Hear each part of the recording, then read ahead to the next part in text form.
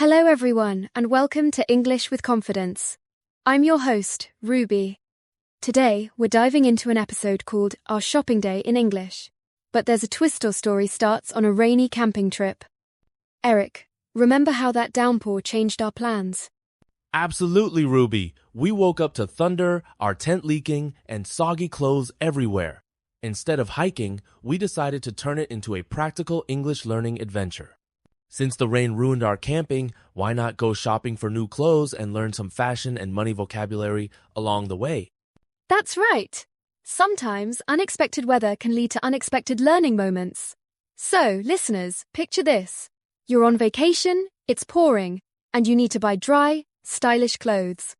Today, we'll walk you through that scenario in English. Perfect setup.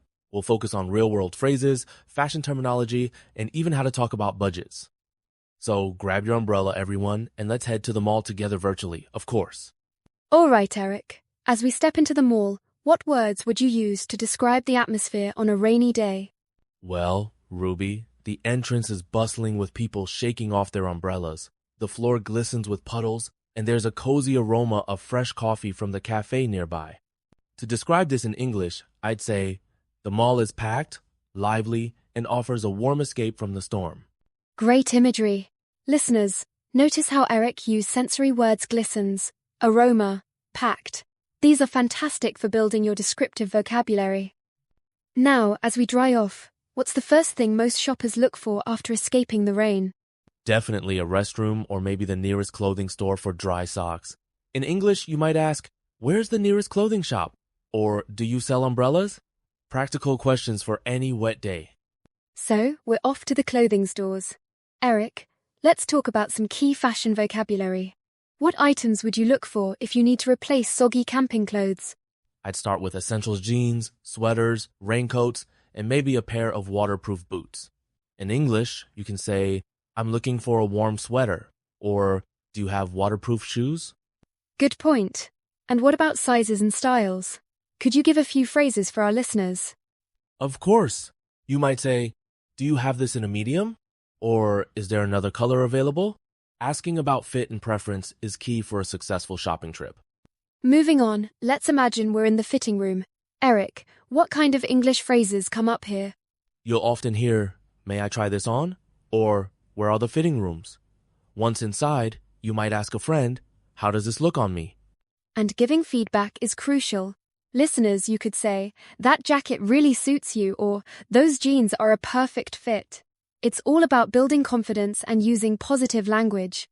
Exactly. Compliments boost not only language skills, but also the shopping experience.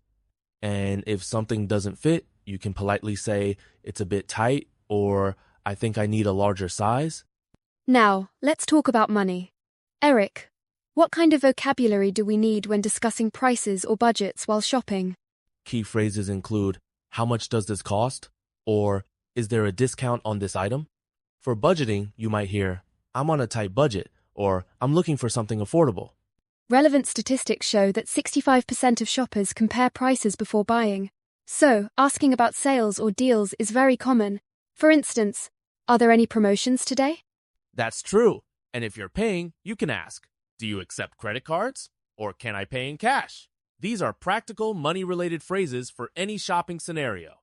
Let's imagine we're deciding between two jackets. Eric, how can we express preferences or compare options in English? You might say, I prefer the blue one because it's warmer, or this one is more stylish, but the other is cheaper. Comparing options helps you communicate your needs clearly. Exactly. And if you're unsure, you could ask, which one do you recommend? Or, what would you choose? This invites advice and keeps the conversation going.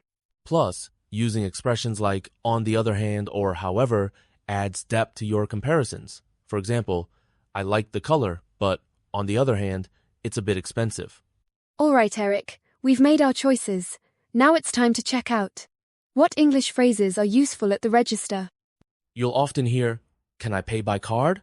Or, do you have a loyalty program? After payment, always remember to ask, may I have a receipt, please? Receipts are important, especially for returns. Listeners, you might also hear, would you like a bag? Or, your total comes to 45.99. These are standard checkout phrases. And if you have a coupon, say, "Can I use this coupon?" Or "Is this item eligible for a discount?" It's a great way to save money and practice more vocabulary. Let's say later you discover a small tear in your new sweater. Eric, how would you handle a return or exchange in English? First, approach politely and say, "Excuse me, I'd like to return this item." Or, "Could I exchange this for a different size?"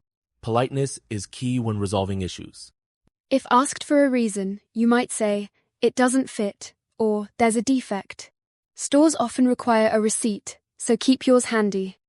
And if you're uncertain, ask, "What is your return policy?" Practicing these phrases prepares you for real-life problem solving in English. Now that our bags are full and the rain has eased, let's reflect. Eric, how would you share your shopping experience in English? I'd say, "Today was unexpectedly fun.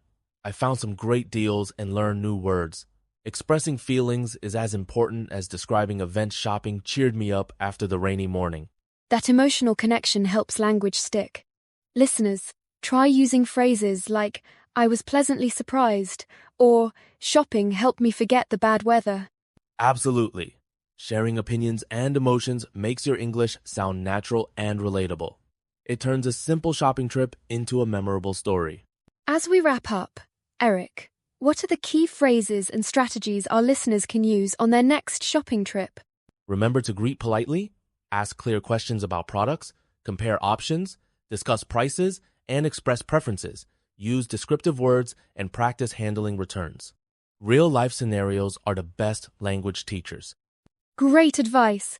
Studies show that practicing vocabulary in context increases retention by 40%. So, next time you shop rain or shine, think of it as an English lesson. And don't forget to have fun.